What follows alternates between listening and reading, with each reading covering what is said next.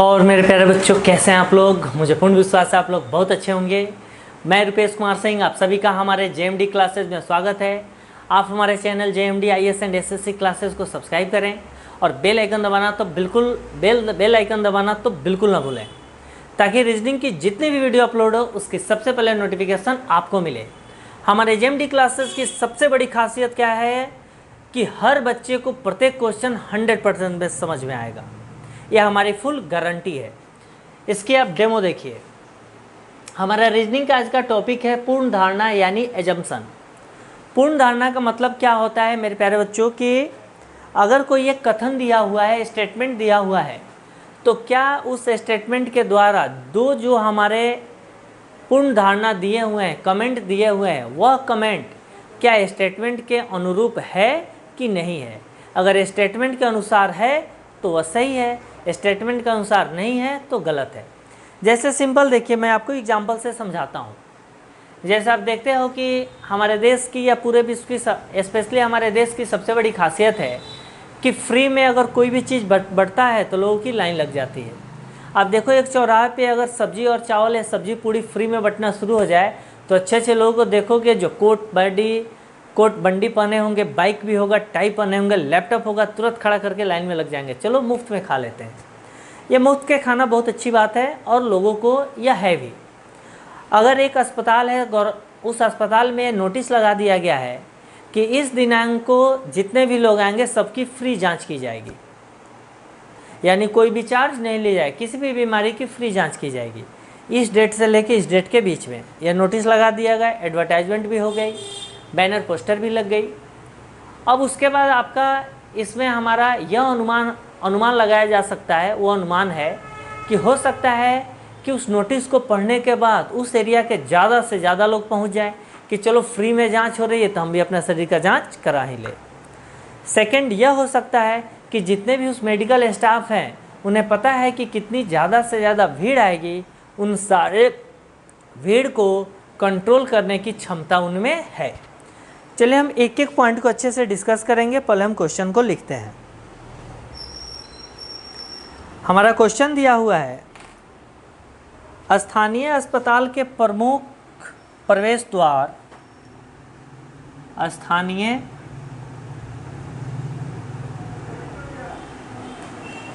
अस्पताल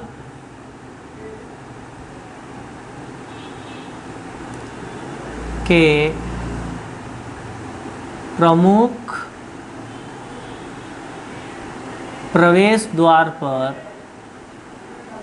प्रमुख प्रवेश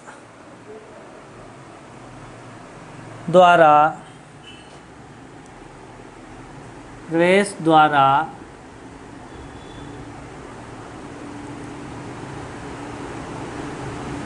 प्रमुख प्रवेश द्वार पर नोटिस लगाया कि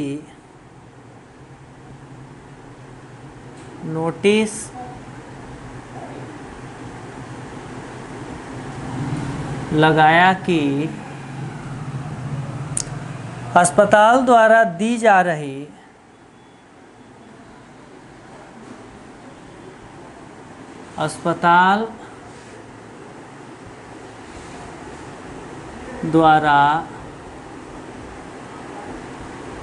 जा रही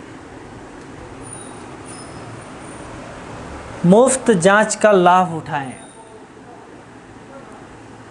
मुफ्त जांच का लाभ उठाएं, यह हमारा कथन हो गया। अब इसमें पूर्व धारणा है। पूर्व धारणा यानी क्या क्या अनुमान लगाया जा सकता है। पहला है, हो सकता है कि इलाके के रहने वाले,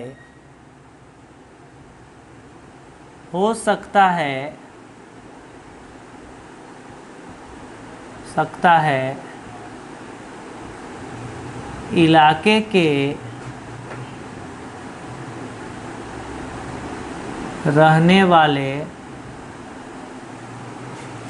इलाके के रहने वाले लोग बड़ी संख्या में लोग बड़ी संख्या में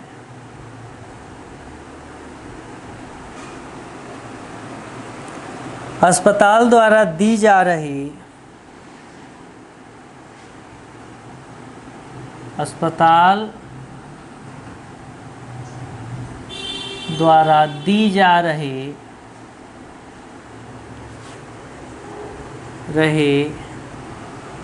मुफ्त जांच का लाभ उठाएं।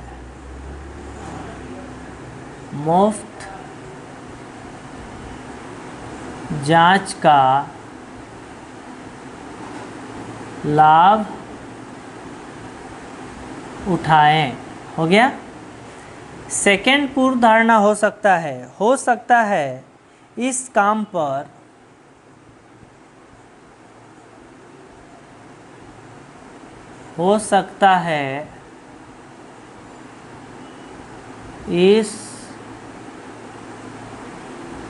पर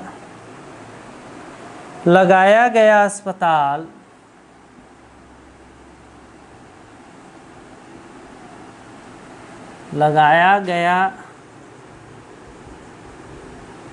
अस्पताल का स्टाफ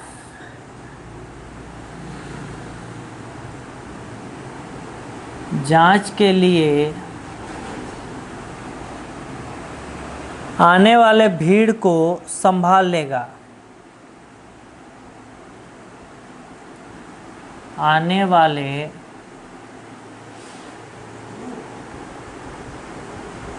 भीड़ को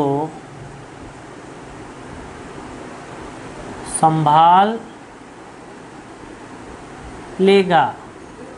ऑप्शन दिया हुआ है फर्स्ट सही है, बी दिया हुआ है सेकंड सही है, सी दिया हुआ है या तो फर्स्ट सही है या सेकंड सही है, डी दिया हुआ है ना फर्स्ट सही है ना सेकंड सही है, ई दिया हुआ है फर्स्ट और सेकंड दोनों सही है।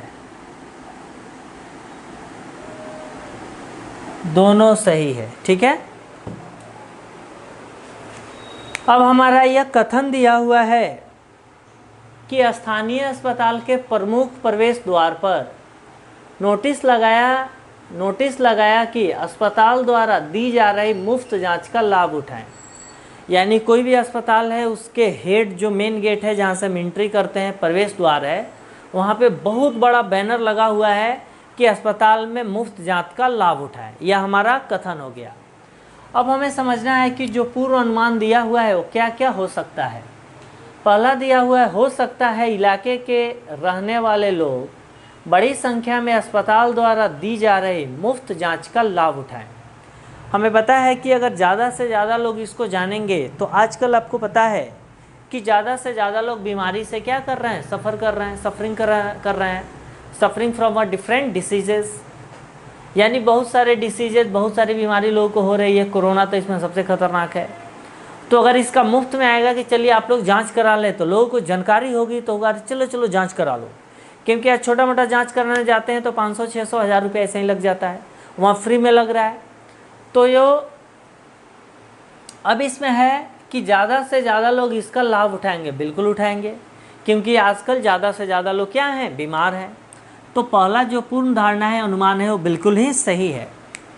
सेकंड दिया हुआ है, हो सकता है कि इस काम पर लगाया गया अस्पताल का स्टाफ जांच के लिए आने वाले भीड़ को संभाल सके।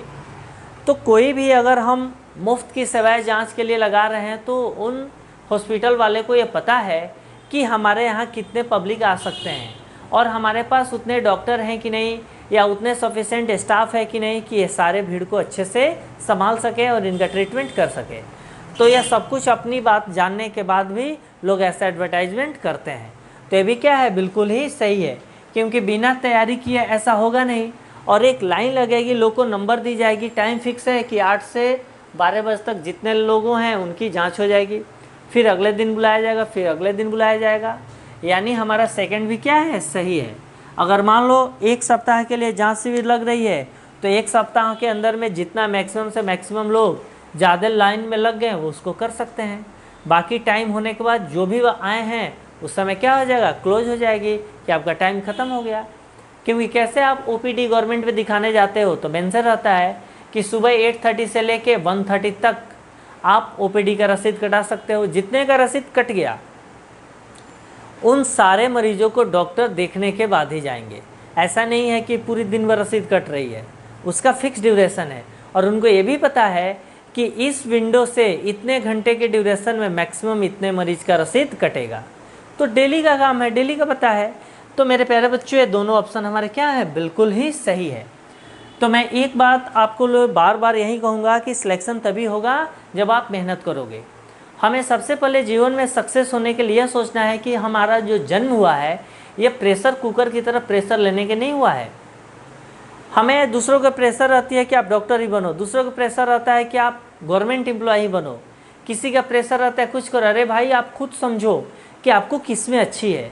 आप ये पूछो कि भाई कौन कौन से हमारे टाइप है एजुकेशन से जिसको किया जा सकता है, इसको करने के लिए क्या क्या पढ़ना पड़ेगा, यह नॉलेज लो। और लेने के बाद तब अपने आप को सोचो कि हमने 10th क्लास तक कैसे पढ़ाई किया, किस सब्जेक्ट में हमारा इंटरेस्ट है, या अगर इंटरेस्ट नहीं भी था तो हमको अगर एक कंपटीशन निकालना है तो इसको इतना पढ़ना पड़ेगा। अगर आप उतना मेहनत करने के लिए तैयार हैं तो कोई भी कंपटीशन की आप अच्छे से तैयारी कर सकते हैं। लेकिन आप मेहनत ही नहीं करना चाहते, आप मेहनत ही न करो और केवल खाना खाओ और बड़ी बड़ी किताबें खरीदो और कोचिंग ट्यूशन जाते रहो, तो उससे कोई भी फ़ायदा नहीं होने वाला है। जब 5-6 साल ख़त्म हो जाएगी तो जो सबको रोज़गार देता है वो सबसे ज़्यादा बेरोज़गार हो जाएगा। एक स्टूडेंट ही है जो पूरे देश को रोज़गार देता है, वो कोचिंग हो, ट्यूशन हो, रूम रेंट हो, खाना हो, पेंसिल हो, किताब हो, रेस्टोरेंट हो, थिएटर हो, हर चीज़ को रोज़गार देता है, कपड़ा का दुकान, जूते का दुकान, सब चीज़ को। लेकिन वही सबसे ज़्यादा बेरोज़गार होता है। कारण क्या है कि वह सही डिसीजन नहीं ले पाता है कि हमको करना क्या है, हमें किस डिपार्टमेंट में काम करना चाहिए। एक रटाया है, अरे हो गया अब चलो गवर्नमेंट की तैयारी करें। अरे तैयारी करने ठीक है, अच्छी बात है, पर हमें यह तो सोचना है कि हम उसके अनुरूप मेहनत हम करेंगे कि नहीं करेंगे, या करना है कि नहीं करना है। हम 2 साल से तैयारी कर रहे हैं और हमारा कोई भी टेस्ट देते हैं तो रिजल्ट हो रहा है 50%। तो मेरे भाई साहब जब आपका सिलेक्शन ही होता है 85%, 90% कटअप जा रहा है और अब 50-55 से आगे बढ़ ही नहीं रहे हो, तो कहीं ना कहीं उसके अनुसार मेहनत नहीं कर रहे हो। तो इसमें टाइम वेस्ट करने से कोई फ़ायदा नहीं है। अगर आप मेहनत कर रहे हो तो आप 5 साल भी लड़ सकते हो। अब कि हमें लग रहा है कि नहीं 5 नंबर 10 नंबर से छट रहे हैं, कहीं ना कहीं कमियां हैं, मेहनत कर रहे हैं। लेकिन जब मेहनत ही नहीं कर रहे हैं तो जिस दिन आपका एज ख़त्म होगा उस दिन मानोगे, वो तो मानना ही पड़ेगा, क्योंकि वो पेपर ही नहीं दे पाओगे।